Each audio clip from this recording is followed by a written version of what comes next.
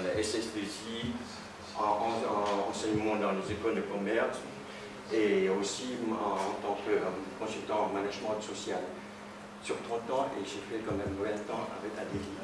J'ai l'honneur de travailler avec 3 présidents d'Adélie, Gilbert Abouer, Génia Poulot et Martine Hôtel.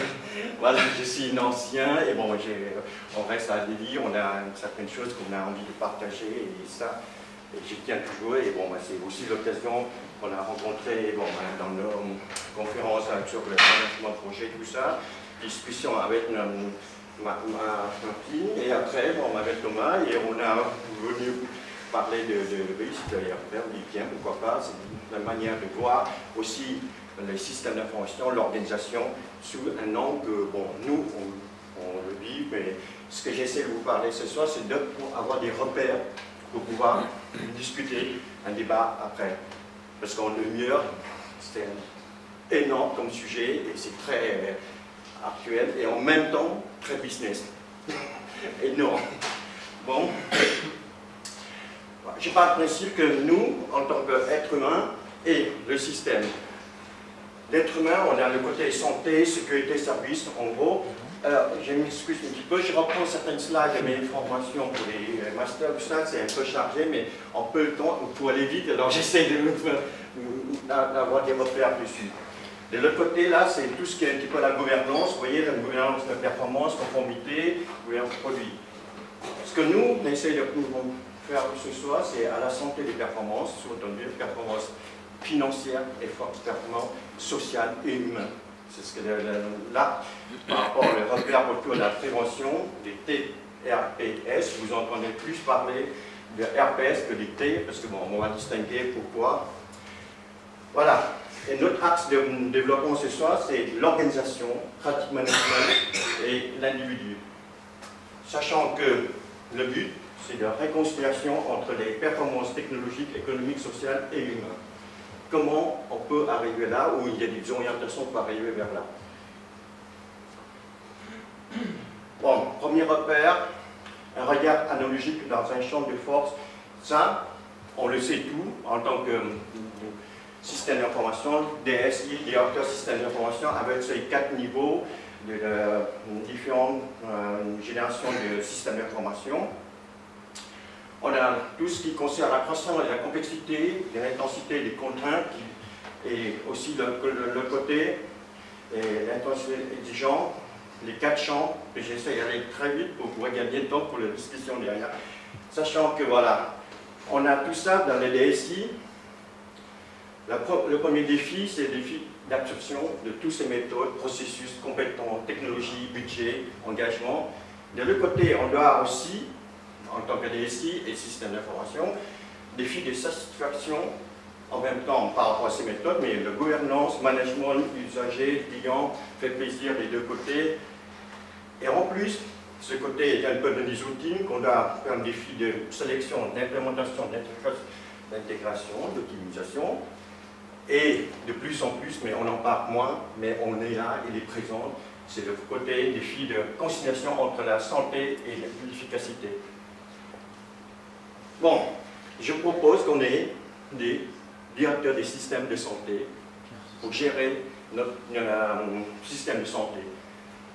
Étant donné un regard analogique, nous avons aussi, de l'autre côté ici, les 4 niveaux, exemple ici, l'infrastructure, les premiers systèmes d'information.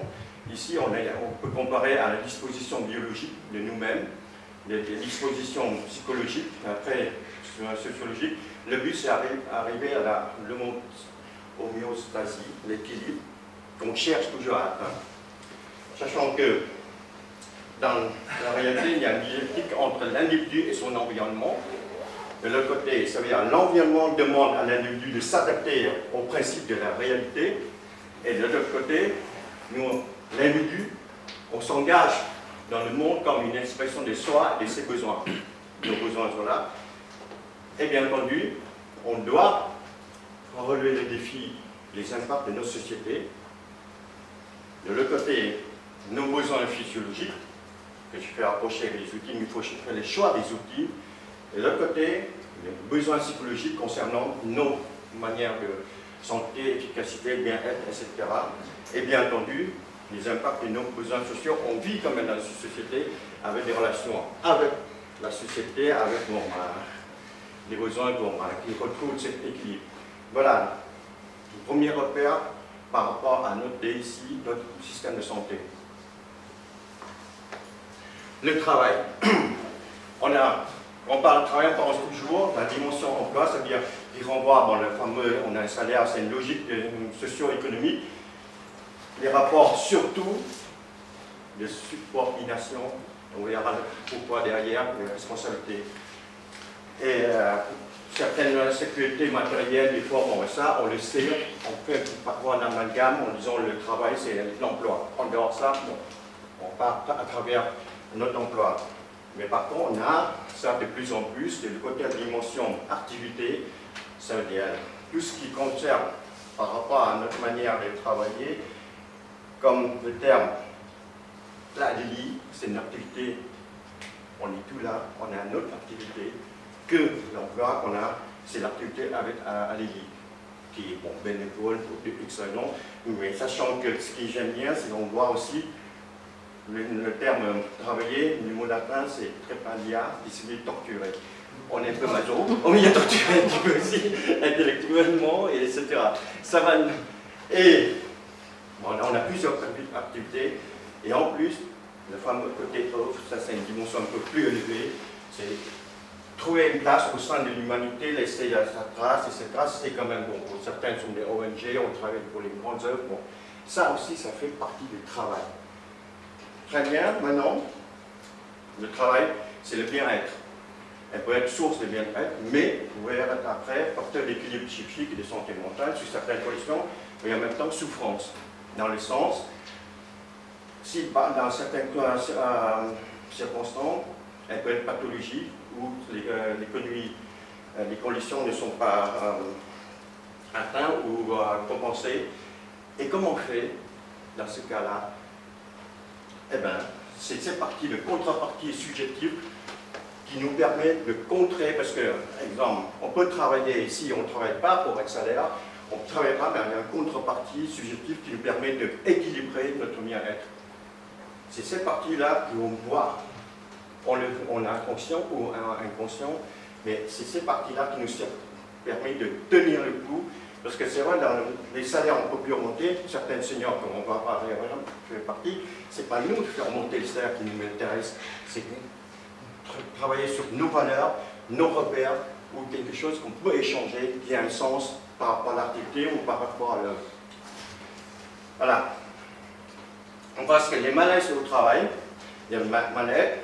Je vais essayer vite pour les définitions, parce que pour situer des termes, parce qu'il y a un mélange, il y a l'amalgame aussi.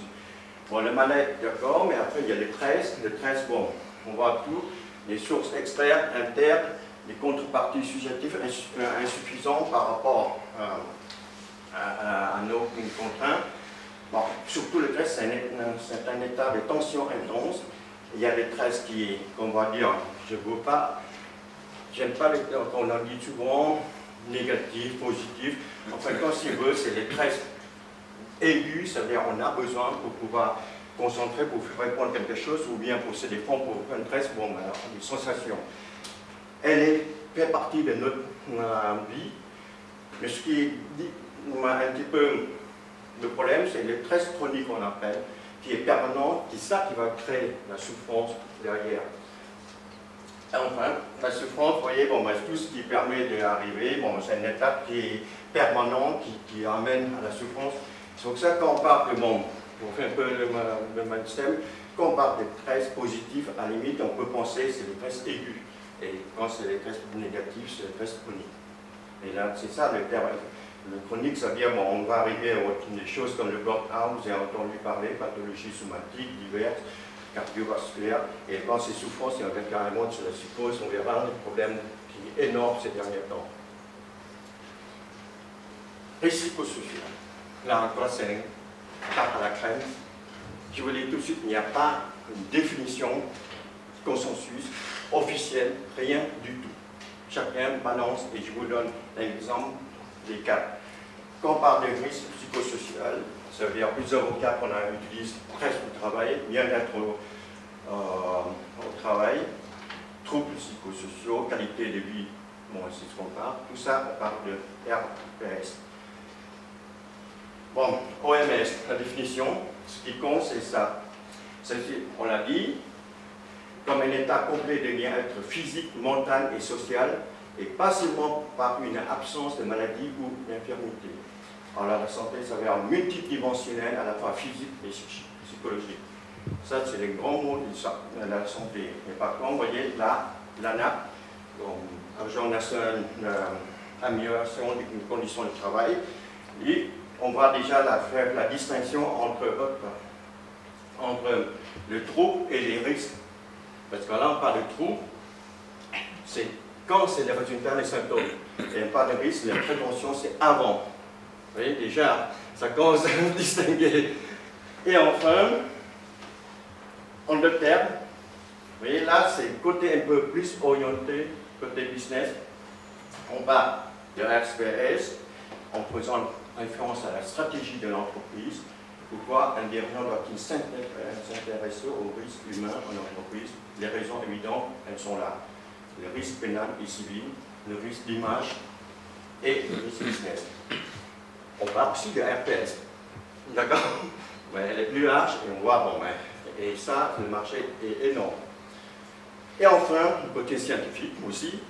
Là, c'est un peu plus nuancé, mais on a besoin aussi ce côté-là des scientifiques qui apportent plein de choses. Comme l'exemple, nous, avec le Hammer, le côté